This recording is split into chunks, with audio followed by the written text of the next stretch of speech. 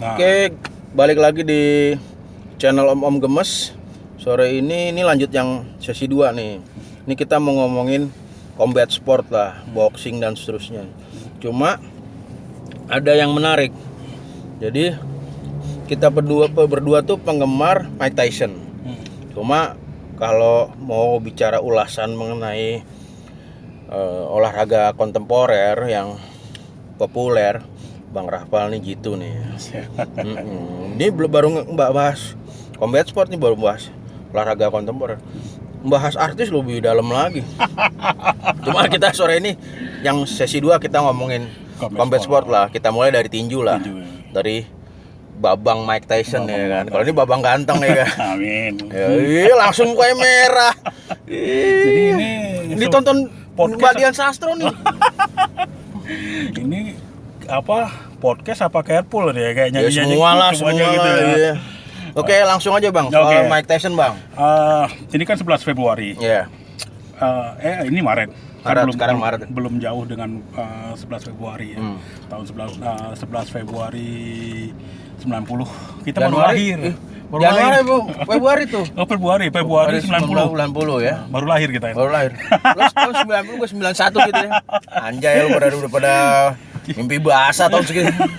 Jadi tahu 11 Februari tahun 1990 ada kejadian sangat luar biasa ketika seorang Mike Tyson dikalahkan dengan knockout oleh James Buster Douglas, seorang petinju kelas berat mediocre yang tidak terkenal sama sekali.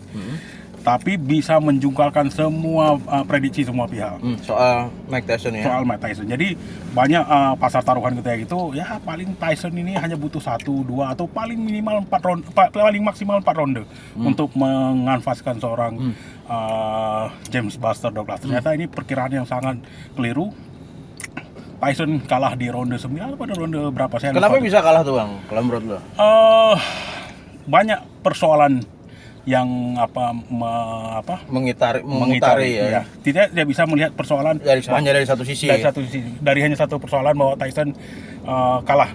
Sebenarnya awak pers, pengamat tinju ketika itu sudah mencium bahwa Tyson ini akan kalah karena dia pada sesi sparring Tyson selama dia dari amatir dengan rekor ratusan kali menang. Walaupun dia tidak sempat ke Olimpiade Los Angeles 1984 ya. Karena di Olympic Trial dia kalah sama Danny Tillman kalau nggak salah. Danny Tillman ini sendiri ketika berhadapan dengan Tyson di pro, dia kalah di ronde kedua kalau tidak salah ya.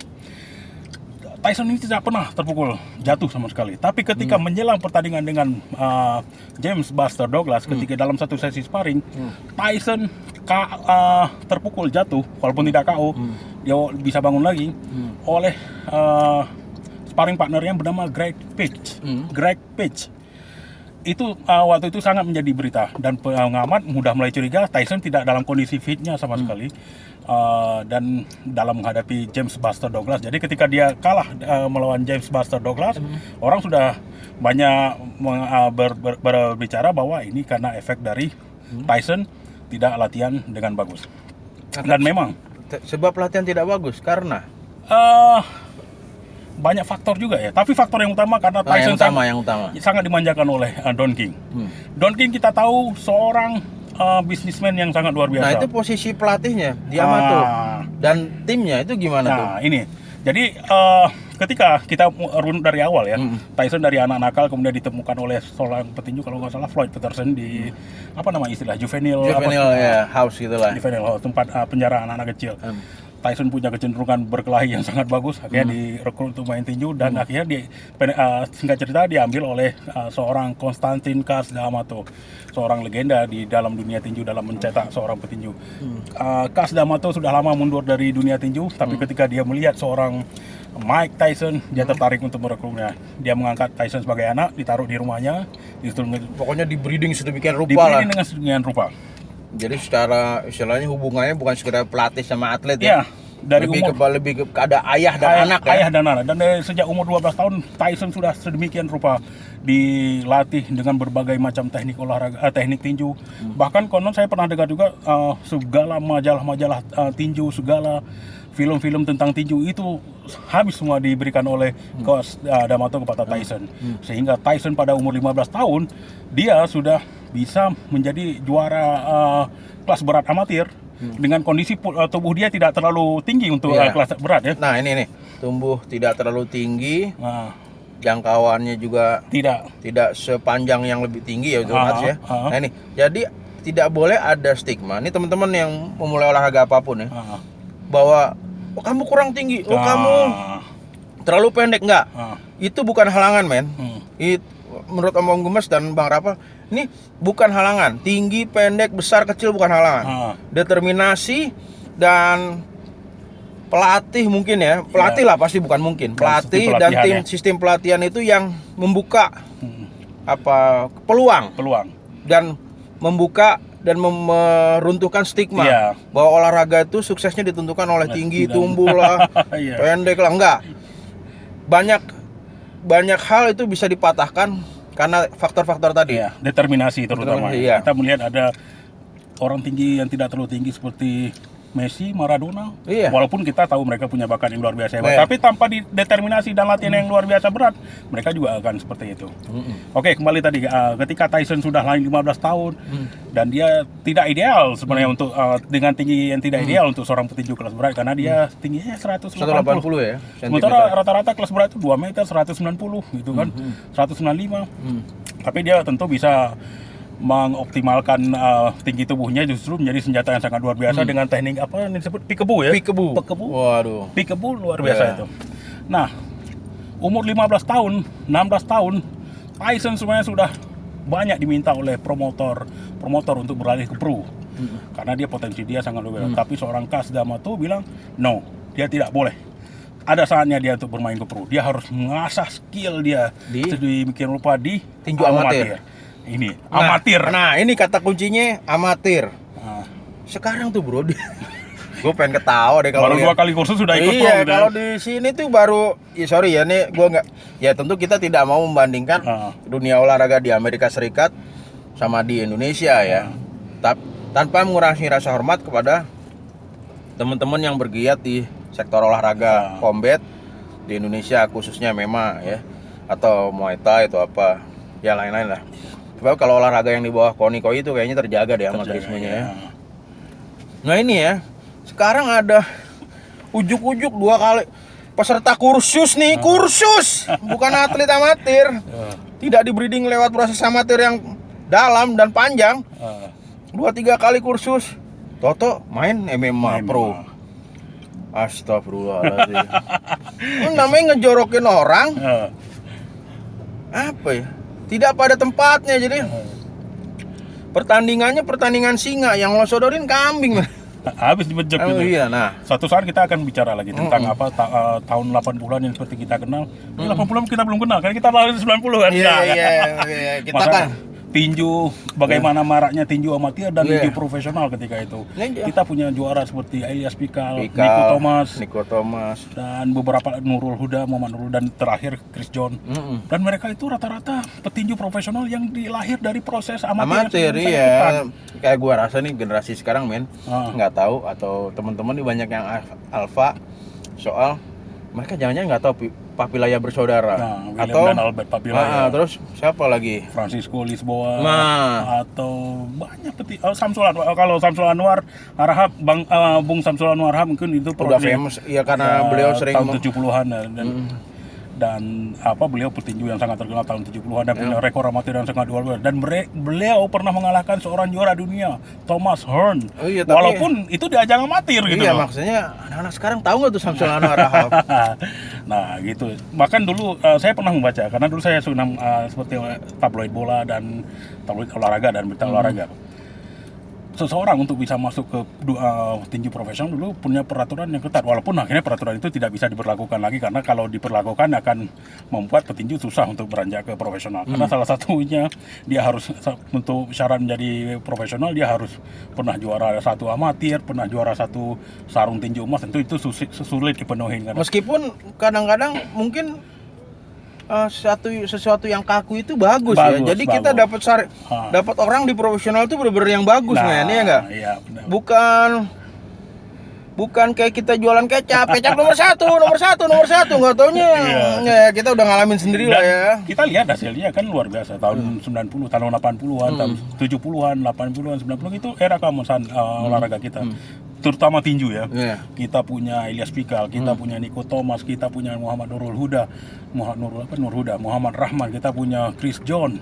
Untuk saat ini kita itu dari sisi pro ya. Belum amatirnya ya. Wah, ngeri ya men, amatir zaman dulu men. Punya Pino Bahari, dia meraih medali emas. Saya maaf ya untuk Om Wim Gomis atau Om Samsul Anwar Arham, saya tidak tahu karena generasi kita kan 90. Tapi generasi 90-an, 80-an tinju Pino Bahari meraih medali emas di ajang Asian Games. Bayangin Asian Games. Asian Games medali emas tuh Pino Bahari. Medali emas. Ketika itu dia mengalahkan Bandin Altanirel kalau nggak salah itu petinju dari Mongolia. Dan juga kita banyak meloloskan, bukan banyak, ada hampir setiap Olimpiade kita meloloskan. Ada kan kayak siapa? Lapainela Masara, Herman Senbalo, Om Wim Gomis juga, Samsul Anwar Arham juga itu pernah bermain di Olimpiade. Terus apa ya? 98 kita masih dapat medali. Masih. Dari Willem Gomis. Willem Papilaya. Willem Papilaya. Iya, perak ya kalau nggak salah. Iya. Asian Games Bangkok tuh tahun 98. Ini yang main-main tinju kursusan masih baru lahir tuh. Jadi artinya proses amatirisme itu sangat penting teman-teman ya. Oke, kembali kepada Tyson tadi. Tyson. Nah, akhirnya setelah dia cukup matang di amatir itu, Kas D'Amato membawa dia ke arena profesional. Dia hampir 10 pertandingan pertamanya rata-rata lawannya KO di ronde pertama. Saya ingat kalau nggak salah lawan pertamanya itu namanya Hector Mercedes. Semuanya kalah. Nah, orang cenderung karena hampir semua pertandingan Tyson diselesaikan di ronde pertama lawan-lawannya, banyak yang berpendapat bahwa Tyson hanya punya explosive power, hanya punya tenaga di ronde-ronde awal. Sebenarnya ini pendapat yang menurut saya tidak sepenuhnya salah juga, tapi kurang tepat. Karena ada beberapa petinju Tyson menghadapinya sampai 12 ronde, seperti menghadapi, saya lupa ya, James Bones Crusher Smith. Kemudian lawan Tony Tucker dia juga 12 ronde. Karena waktu itu pertandingan tinju sudah tidak boleh lagi 15 ronde, udah harus 12 ronde. Nah, ketika Kas D'Amato meninggal sebelum Tyson sempat melihat Tyson menjadi juara dunia, banyak orang berpendapat bahwa Tyson tidak akan sebagus ketika Kas D'Amato masih hidup. Pendapat ini salah. Karena Tyson justru bisa menjadi juara dunia ketika Kas D'Amato sudah meninggal. Dia tetap membuktikan bahwa dia tetap berlatih di bawah bimbingan anak buah Kas D'Amato waktu itu, Kevin Rooney dan Teddy Atlas. Tapi Teddy Atlas sudah keluar. Yang tinggal ada Kevin Rooney. Kevin Rooney itu yang melatih Tyson sejak dari pertama kayaknya. Dia petinju tidak terlalu bagus, tapi punya kemampuan melatih yang sangat bagus gitu. Kadang-kadang aneh juga gitu kan. Banyak di cabang-cabang olahraga gitu ya guys. Jadi guys. Jadi orang sebagai atlet dia mungkin tidak succeed atau biasa-biasa, tapi begitu dia jadi pelatih malah melahirkan karya atlet-atlet yang hebat gitu. Sebetulnya Jose Mourinho, dia tidak bagus dalam sebagai atlet, tapi luar biasa dalam pencapaiannya sebagai pelatih. Sir Albert Ferguson juga seperti itu. Alex Ferguson. Maradona itu juara dunia, seorang bintang luar biasa di sepak bola, tapi dia tidak bisa berbuat banyak ketika sedang melatih. Oke, kita kembali pada Tyson. Nah, ketika Tyson akhirnya menjadi juara dunia, dia menjadi juara di WBC mengalahkan Trevor Berbick, menjadi juara WBC kalau nggak salah mengalahkan James Smith atau Tony Tucker gitu, dan mengalahkan dan meraih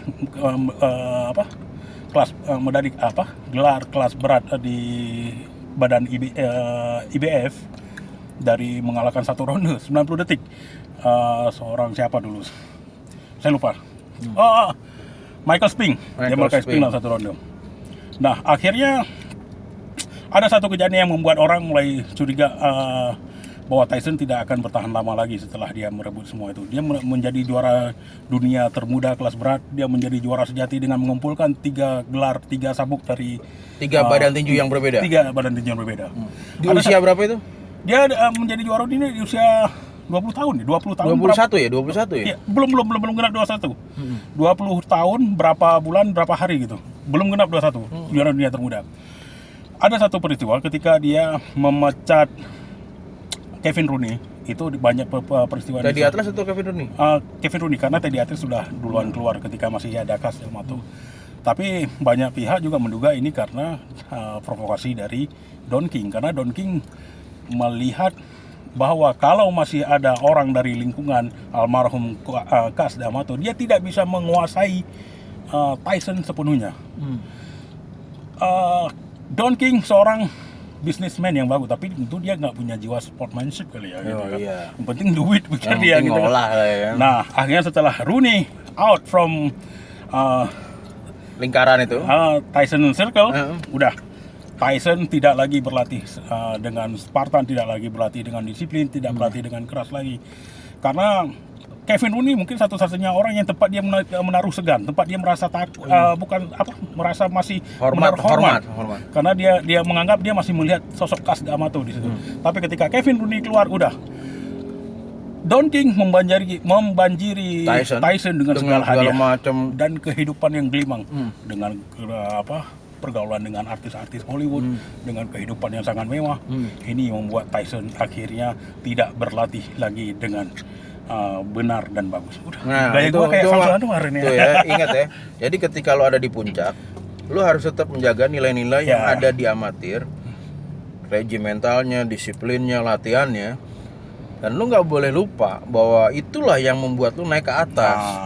Termasuk kepada orang-orang yang membantu. Selama ini mendukung lo, mensupport lo gitu. Jadi jangan ngelihatnya ke atas, prosesnya itu harus dihargai dan dilalui secara rigid. Memang kadang-kadang rigid, nggak boleh karena kita udah punya uang sekian banyak terus tiba-tiba ya elah lo harus bermewah-mewahan gitu. Nggak salah bermewah-mewahan, tapi ada hal yang tidak boleh membuat lo terlena sebagai atlet ya gak? Arti profesional itu adalah salah satu artinya adalah bisa menghargai diri sendiri. Iya. Itu salah satu definisi profesional dari beberapa atlet profesional. Nah, artinya akhirnya apa yang dikhawatirkan oleh publik dan pengamat tinju akhirnya terjadi ketika Tyson di Tokyo Dome tanggal 11 Februari dia kalah KO. Sangat tragis kalahnya dengan James Buster Douglas. Walaupun kemudian Tyson bisa merebut kembali juara dunia yang hilang, tapi untuk kembali benar-benar menjadi juara sejati seperti dulu sudah susah karena tidak ada di sekitar dia yang bisa memaksa dia untuk berlatih dengan sangat keras. Nah, inilah itu pembelajaran dari bagaimana Tyson versus James Buster Douglas itu ternyata mengungkap banyak hal. Banyak hal. Jadi tidak sesederhana dan yang kita lihat ya. Tidak sesederhana yang kita lihat gitu ya. Jadi teman-teman yang mau maju tetap harus bekerja keras. Itu adik-adik terutama yang masih baru belajar dan baru merintis apakah di dunia amatir atau di dunia profesional. Ya tetap harus. Jadi apa yang sudah dikasih pelatih porsinya harus bangun pagi untuk melakukan latihan. Jangan bangun pagi buka Instagram ya nggak salah. Boleh lah ya gak, kita juga kan pemain medsos punya akun centil lah. akun centil. Oke guys ya. Gitu aja ya. Ini tadi lu sebutnya podcast apa? Carpool apa? Apa aja lah ya. Pokoknya ini channel Om Gemes nih memberikan pembebasan dan kebebasan untuk kita semua saling berbicara, saling komen, saling nge-like. Mungkin juga lu ngasih thumbs down ya nggak apa-apa juga gitu. Ini kan itu hak lo juga kan. Bahwa menganggap apa yang kita omongin nggak itu ya terserah. Cuma ya ingat share, like dan subscribe. Nyalakan lonceng notifikasi. Biar kita semua bisa sama-sama belajar dari dan kita makin semangat nih Om Gemes dan Bang Rapel makin semangat. Nanti nextnya mungkin kita akan bikin videonya ya mungkin suatu tempat tergantung dari request teman-teman. Iya. Kita nggak hanya membahas masalah politik tadi, kesehatan atau di yang lain. Kita sejarah kita punya semua. Ya bahkan nanti kita akan masalah mitigasi bencana gitu. Nanti kita ngomong. Semuanya kita hidup ini luas ya enggak? Jangan spektrumnya luas. Jangan disempitin gitu. Jadi hidup ini enggak sekedar makan, enggak sekedar berkelahi gitu. Ada hal-hal yang lucu, yang miris, yang mengeksploitasi. Ya maksudnya kan kita bisa sama berbagi, kita sama menolong. Mungkin apa yang bisa kita bisa menolong orang hanya sekedar begini, mungkin ada manfaatnya bagi orang ya. Alhamdulillah gitu kan. Jadi kita harus mengeksploitasi kapasitas otak kita nih ya kan. biar panas gitu mau. Jadi jangan hanya berpikir satu Spektrum aja. gua cuma di sini. Enggak, jangan. Oke ya. Oke guys. Gitu aja ya. Sore ini dari Om Gemes bareng Bang Rafal, kami generasi yang mengemaskan, generasi yang dibesarkan oleh penataran P4, generasi yang dibesarkan oleh ACI, Aku Cinta Indonesia, dan kita akan selalu mencintai Indonesia. Dan oleh Patinosidin juga. Oh gitu ya. iya, gambar tuh harus bulat dulu men, ya kan? Terus apa lagi ya? Udah. Aneka Ria Sapari, oke. Om Gemes dan Bang Rafal sampai sini dulu. Ya. Oke, sampai ketemu. Ciao, boom. Cium.